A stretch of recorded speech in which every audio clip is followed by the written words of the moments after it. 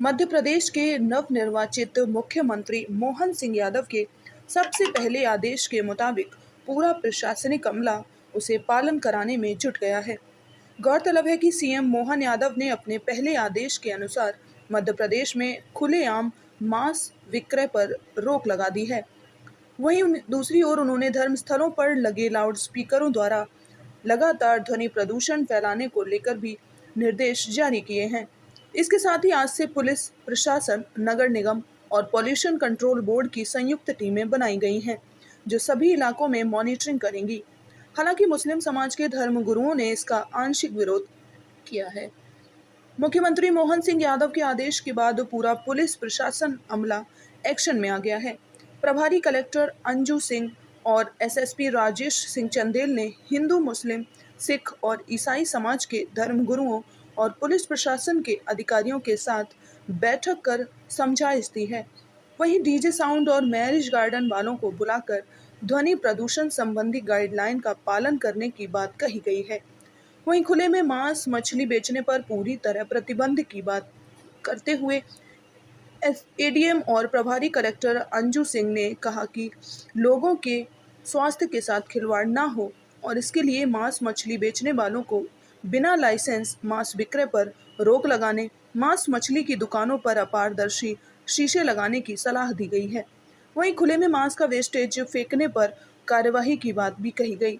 वहीं मुस्लिम धर्मगुरु और शहर काजी अब्दुल अजीज कादरी का कहना है कि खुले में मांस बेचने पर प्रतिबंध का फैसला पूरी तरह गलत है, क्योंकि छोटे स्तर के दुकानदार ना तो दुकान किराए पर ले सकता है और ना ही लाइसेंस बनवा सकता है, लेकिन साफ सफाई रखने का हम भी समर्थन करते हैं। वहीं दूसरी ओर लाउडस्पीकर द्वारा अजान किए जाने पर उन्होंने कहा कि हम इस फैसले का स्वागत करते हैं। इसके साथ ही हिंदू धर्मगुरु संत कृपाल सिंह ने भी सरकार के इस फैसले का स्वागत किया है।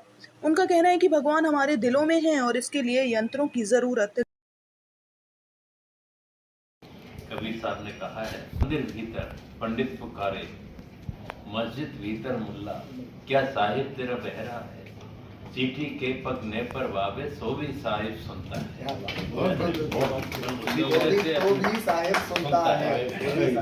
उससे तो कुछ छिपा नहीं है, उसको सुनाना है तो उसको तो कैसे भी सुना सकते हैं और बाहर क्या होता है। लेकिन जहाँ कुछ गैदरिंग होती है, कुछ लोग हैं जो सत्संग का लाभ लेना चाहते हैं, तो उस कैंपस में उतनी ही सीमित आवाज़ में उन तक पहुँचे, बस उसका जो में छूट है ही, तो हमारे ख्याल से किसी को कोई ऑब्जेक्शन नहीं होगा।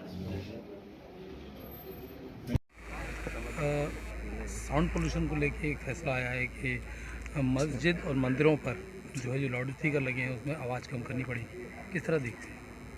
मध्य प्रदेश शासन का जो फैसला आया है इसका पूर्ण रूप से हम इस्तकबाल करते हैं और इसमें पूरा सहयोग मध्य प्रदेश सरकार का और ज़िला प्रशासन का किया जाएगा। सबसे अहम बात मैं यहाँ कहूँगा कि धार्मिक स्थलों के साथ साथ जो डीजे पर भी पूर्ण रूप से नहीं तो बस एक डेसिबल इसमें निर्धारित कर देनी चाहिए, क्योंकि आज 10 में से 3 लोग हार्ट के पेशेंट हैं। जब ऐसी स्थिति बनती है तो उनके दिलों पर उन पर क्या प्रभाव पड़ता होगा ये वही जान सकते हैं। बिल्कुल इसका पूर्ण रूप से सहयोग किया जाए। वहीं एक खुले में मांस विक्रय होता है, उसके ऊपर बैन लगाने की बात कही है, तो किस तरह देखते हैं? नहीं, इस तरीके से बैन तो नहीं लगना चाहिए, क्योंकि सभी का कारोबार इससे जुड़ा हुआ है। छोटे से लेके बड़ा व्यापारी तक इसमें सम्मिलित है। प्रशासन को चाहिए कि एक गाइडलाइन के अनुसार उनको समझाइश दें कि आप खुले में नहीं बेचें, या उसमें वो एक गाइड उनको कर दें जिससे वो अपना व्यवसाय अच्छी तरीके से कर पाएँ। तो इस पर कितना फ़र्क पड़ेगा? जो गरीब लोग हैं, जो छोटे दुकानदार हैं, उन पर कितना फ़र्क पड़ेगा? नहीं, गरीब लोगों पे तो ज़रूर फ़र्क पड़ेगा, क्योंकि जो 500 रुपये का अगर वो मीट खरीद के ला रहा है और अगर 600 रुपये बेच रहा है, 600 रुपये में बेच रहा है, 550 में बेच रहा है, तो उसका क्या फ़ायदा हुआ। तो इसके लिए प्रशासन को और मध्य प्रदेश सरकार को इसके लिए विचार पूर्ण रूप से करना चाहिए। तो उसकी कोई जगह दी जानी चाहिए, जैसे जगह चिन्हित की गई?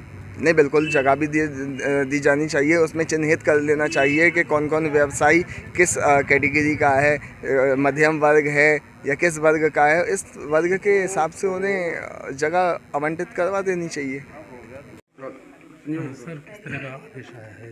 2 आदेश आए हैं, एक तो खुले हुए मांस बेचने का, दूसरा लाउड स्पीकर पर ध्वनि नियंत्रण का। किस तरह? एक ध्वनि प्रदूषण पर नियंत्रण से संबंधित है और दूसरा जो है खुले में पशु मांस और मछली के विक्रय पर है। ये दोनों बड़ा स्वागत योग्य कदम है और इसमें मूलतः ये सामान्य जनता के स्वास्थ्य और ध्वनि प्रदूषण से जो होने वाले नुकसान है उसको ध्यान में रखकर पालन करने के निर्देश दिए गए हैं। इसमें आज हम लोगों ने अधिकारियों की एक बैठक ले ली थी यहाँ पर कलेक्ट्रेट में, और उसके बाद में धर्मगुरु लोगों को भी बुलाया गया था और संबंधित अन्य लोगों को भी बुलाया गया था, ताकि उनको भी इस बारे में स्पष्ट चीज़ें बताई जा सकें कि क्या है। इसमें ध्वनि विस्तारक यंत्र जो लगाए जा सकेंगे किसी धार्मिक स्थान पे या सार्वजनिक स्थान पे, उसकी अनुमति लेकर लगाए जा सकेंगे। और उसमें जो निर्धारित एरिया है, जैसे वो कॉमर्शियल है, इंडस्ट्रियल है, रेसिडेंशियल है या साइलेंस वाला है, तो जो लिमिट है उसकी उतनी ही आवाज़ के यंत्र लगाने के लिए उनको अनुमति दी जाएगी, ताकि उसको जगह का पालन हो जाए। दूसरा जो ध्वनि प्रदूषण नियंत्रण अधिनियम है उसका पूरा पालन कराया जाएगा। इसमें सभी थाना स्तर पे ग्वालियर में दस्ते बनाए जाएंगे, उड़न दस्ते, जो अगर कोई इस तरह की शिकायत आती है किसी जगह की, सार्वजनिक स्थान या धार्मिक स्थान की, तो वो करेंगे। दूसरा, थानों पे इसकी लिस्टिंग करके रखी जाएगी ऐसे स्थलों की, और उनकी लगातार मॉनिटरिंग की जाएगी कि इस तरह की कोई परेशानी या अनियंत्रित साउंड प्रदूषण ना हो, जिससे आम जनता को परेशानी नहीं हो। दूसरा जो है खुले में मांस बेचने का, तो ये है इसमें कि जो अधिकृत दुकानें हैं वो भी, अगर दुकानें हैं तो वो भी ये सुनिश्चित करें कि जो उसमें निर्देश हैं कि साफ़ सफाई रहे, वहाँ पे कचरा नहीं फैले। तीसरा कि वहाँ पर जो पशु का कटिंग है या मांस विक्रय है वो खुले में ना हो, टांग के दूसरों को दिखाते हुए ना हो, और वहाँ पर कहीं ना कहीं अपारदर्शी कांच या इस तरह की स्क्रीन लगाई जाए, जिससे कि रोड चलते व्यक्ति को अनावश्यक ये चीज़ों को देखने की जरूरत ना पड़े। कार्रवाई होगी इसमें प्रावधान पहले से हैं, और नगर पालिका के अधिनियम के तहत इसमें कार्रवाई होती है। तो नगर पालिका, पुलिस और स्वास्थ्य विभाग मिलकर इसकी कार्रवाई करेगा। ये कल से इसका अभियान चलेगा, और जिसमें अनधिकृत दुकानें हैं उन पर भी कार्रवाई करेगी। किस तरह का आदेश है शासन का, किस तरह की मंशा है, चूँकि लाउड स्पीकरों पर रोक या बैन की बात कर रही है? देखिए, इसमें जो निर्देश आए हैं, 2 प्रकार के जो निर्देश आए हैं हमको गृह विभाग से, उसके बारे में आज हमने चर्चा भी कर ली धर्मगुरुओं के साथ और हमारे अधिकारियों के साथ।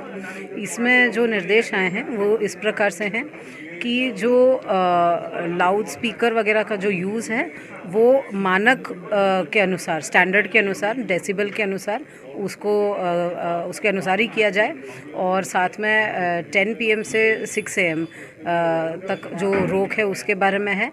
और जो अलाउड है, जो अनुमति जिसको दे दी गई है सक्षम स्तर से, हमने ये बताया है कि तहसीलदार के स्तर से अनुमति ले ली जाए, वो है 2 लाउड स्पीकर का with in the sound range, और वो भी मीडियम साइज़ के। तो इस प्रकार से अनुमति के साथ उनको करने के लिए कहा है। मंशा शासन की बस ये है कि जो काम ये, क्योंकि स्टैंडिंग ऑर्डर है, ये कोई नया आदेश नहीं है, ये पहले से दिए गए आदेशों का बस एक दोबारा से दोहराया गया है, याद दिलाया जा रहा है हमको कि ये काम ज़रूरी है। वहीं खुले हुए मांस पर भी प्रतिबंध लगाने की बात कही। जो दूसरा जो निर्देश आए हैं वो नगर प्रशासन से और स्वास्थ्य विभाग से हमको प्राप्त हुआ है। ये भी स्टैंडिंग आदेश है, ये भी कोई नया निर्देश नहीं है। ये already Madhya Pradesh municipal corporation act और म्यूनसिपैलिटीज़ एक्ट के तहत ये ऑलरेडी लिखा हुआ है।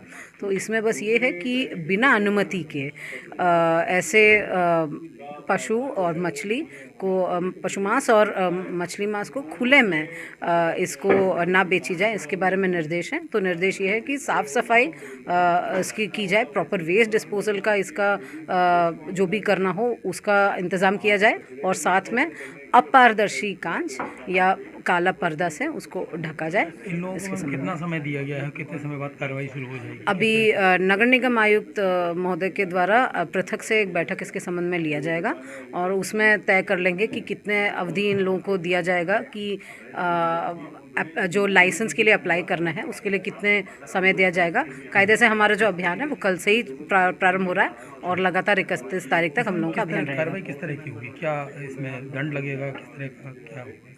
अभी हम लोग जॉइंट टीम बनाने जा रहे हैं जिसमें नगर निगम के भी लोग रहेंगे, नगर प्रशासन के लोग रहेंगे, साथ में पुलिस और प्रशासन के भी लोग रहेंगे और स्वास्थ्य विभाग से और वेटनरी से भी लोग इसमें रहेंगे।